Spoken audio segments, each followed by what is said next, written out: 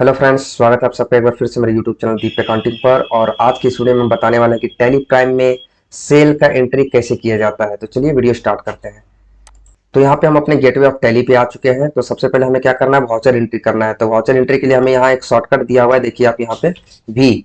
तो वी हम प्रेस करेंगे तो यहाँ पे क्या होगा कि हम वाउचर एंट्री की मोड में आ जाएंगे। तो यहाँ पे अभी आप देख सकते हैं कि जैसे कि ऑटोमेटिक जो है सेल वाउचर ही खुला हुआ है। अगर सेल वाउचर आपका नहीं खुला हुआ रहता है तो यहाँ पे आप देखिएगा तो F8 में अभी जैसे यहाँ पे सेल्स दिख रहा है, तो आप सिंपल सा उसको F8 प्रेस कर दीजिएगा, आपका सेल वाउचर खुल जाएगा। तो यहाँ पे सबसे पहला जो आर्गुमेंट है वो हमसे पूछ रहा है पार्टी अकाउंट नेम। तो पार्टी अकाउंट नेम क्या है कि हम मान लीजिए अभी हम कैश में सेल करना चाहते हैं। सपोज कोई मेरे पास कस्टमर आया, उसने मेरे से जो कुछ कोई भी आइटम खरीदा उसको वो साथ ही साथ हमको कैश में पेमेंट कर दिया, तो हम यहाँ पे कैश में हम एंट्री करने लेने वाले हैं।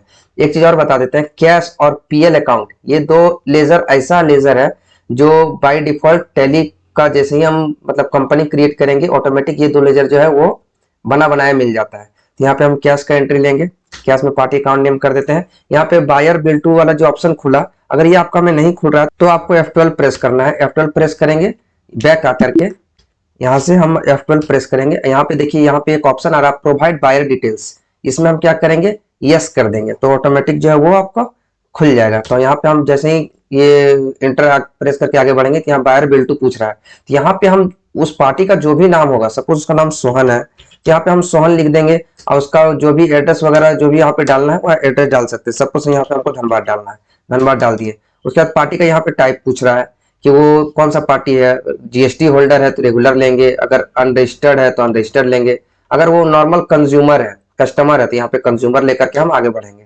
उसके बाद यहाँ पे एज इट इज इसको रहने देंगे।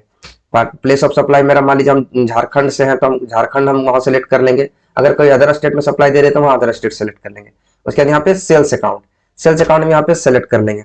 अच्छा सेल्स अकाउंट में क्या है देखिए, हम अभी हम इंटर करके हम इसमें कंट्रोल इंटर प्रेस करेंगे तो हम इसके अंदर जो है अल्टरेशन मोड में चले जाएंगे। तो कंट्रोल एंटर प्रेस करते हैं। उसके बाद देखिए यहाँ अंडर में सेल्स अकाउंट लेंगे और यहाँ पे हम जो है जीएसटी एप्लीकेबल किए हैं। और यहाँ पे अगर हम यस करके अगर हम इसके अंदर जाएं तो यहाँ देखिए आपकी यहाँ पे हम कुछ भी नहीं किए हैं, यहाँ पे हम जो है जीएसटी का जो है रेट जो है वो डिफाइन नहीं किए हैं। सेम इसी तरह आप कर सकते हैं, इसके अलावा भी आप रेट भी डिफाइन कर सकते हैं, बट हम प्रीवियस वीडियो में हम बता चुके हैं कि हम रेट डिफाइन क्यों नहीं कर रहे हैं। ठीक है, हम कॉमन लेजर एक रख रहे हैं सिर्फ सेल्स अकाउंट का, क्योंकि जीएसटी का जो कॉम्प्यूटेशन है उसमें हमको बाइफर्केशन ऑलरेडी मिल जाता है। तो यहाँ पे हम 10 ठो लेजर बनाने का कोई जरूरत नहीं है। तो उसके बाद हम यहाँ क्या करेंगे, इसको नो ही रख के आगे बढ़ जाएंगे। उसके बाद यहाँ पे नेम ऑफ आइटम, जैसे मान लीजिए हम दीवान इसको सेल करना चाहते हैं तो यहाँ पे दीवान हम सेलेक्ट करेंगे। उसके बाद ये जो डिस्क्रिप्शन ऑफ आइटम है ये भी आपको जो है वो F12 में कॉन्फ़िगरेशन मोड में खुल जाएगा। यहाँ पे मान लीजिए हमको साइज वगैरह कुछ डिफाइन करना है तो हम साइज वगैरह दे सकते हैं, जैसे 6x7 मान लीजिए हम दे दिए, ऐसे ही आप कुछ भी ले सकते हैं। ये डिस्क्रिप्शन हो गया उसका कि दीवान जो है वो 6x7 का जो दीवान था। क्वांटिटी, क्वांटिटी मान लीजिए हम एक पीस इसको सेल किए, इसका मान लीजिए हम इसका दाम प्राइस जो है बेस प्राइस जो है विदाउट जीएसटी 18,000 है।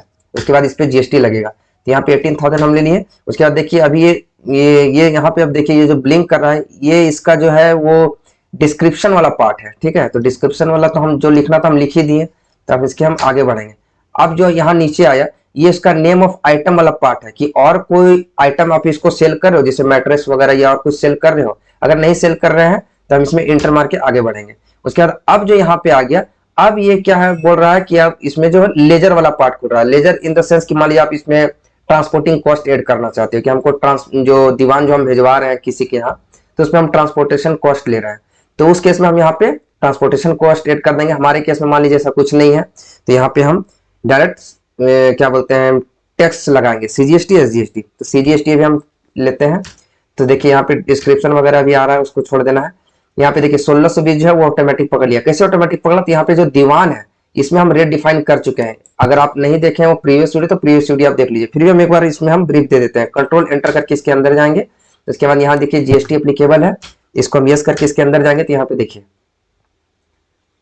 टैक्सेबिलिटी में टैक्सेबल है, यहाँ पे आईजीएसटी में 18% है, उसके बाद सीजीएसटी एसजीएसटी 9% है। तो यहाँ पे रेट डिफाइन है इसलिए वो जो है 9% सीजीएसटी ले लिया। उसके बाद हम सेम उसी तरह एसजीएसटी भी लगा देंगे, एसजीएसटी लगा देंगे। देखिए ये जो हमारा बिल जो है वो जनरेट हो गया, ये हमारा सेल का जो है इनवॉइस हो गया। अगर हम यहाँ पे सेल रजिस्टर में जाके देखें तो देखिए ये जो हमारा एंट्री हुआ। अच्छा एक चीज और इसमें हम बताना चाहते हैं, जैसे यहाँ क्या आप देख सकते हैं सेल्स लेजर में यहाँ पे सेल्स अकाउंट आ रहा है। बहुत लोगों का हो सकता है वो यहाँ पे ना आए, ठीक है। वो एंट्री जब हम करेंगे, जैसे दीवान का जब हम एंट्री करके हम जब आगे बढ़ेंगे तो उस टाइम उसको सेल्स अकाउंट पूछे, तो वो कैसे होता है। यहाँ F12 में हम प्रेस करेंगे और यहाँ पे देखिए एक ऑप्शन है select common ledger account for item allocation, ये यस रहेगा तो वहां पे आएगा। अगर हम ये नो कर देंगे तो वो यहाँ पे नहीं आएगा। देखिए यहाँ से वो गायब हो गया। अब वो कहाँ पे आएगा, तो देखिए कहाँ पे आएगा। यहाँ पे इसको कंट्रोल लेकर के एक्सेप्ट करते हैं, यहाँ आगे बढ़ते हैं। तो ये जैसे ही हम इसके आगे बढ़ेंगे तब ये यहाँ पर वो पूछेगा, तो यहाँ पे हम इसको सेल्स अकाउंट देंगे। अच्छा, इसका क्या मतलब है, ये इसका यूज क्या है। वहां भी है यहाँ भी है, वहां रहने से क्या दिक्कत है, यहाँ रहने से क्या आसानी होगा। तो दोनों ही एक दूसरे, दोनों ही मतलब आप समझ लीजिए दोनों ही सही है, बस डिपेंड करता है सिचुएशन टू सिचुएशन। मान लीजिए आप कोई ऐसा आइटम पे डील कर रहे हैं, मान लीजिए कोई कस्टमर आया आपके पास दीवान भी लिया मैट्रेसेस भी लिया। सपोज दीवान 18% वाला था, मैट्रेसेस था 12% वाला। तो उस केस में आप क्या करेंगे, हम ये वाला ऑप्शन एक्टिवेट कर रखेंगे कि मतलब हर एक आइटम पे हमसे पूछते जाए कि कौन सा रेट का है। अभी जैसे यहाँ पे सेल्स अकाउंट एक ही लेजर है, मान लीजिए यहाँ पे हम सेल्स अकाउंट का 2 लेजर बनाए होते हैं, एक 18% एक 12%। तो दीवान वाला में हम 18% सेलेक्ट कर लेते हैं, उसके बाद यहाँ से आगे बढ़ जाते हैं।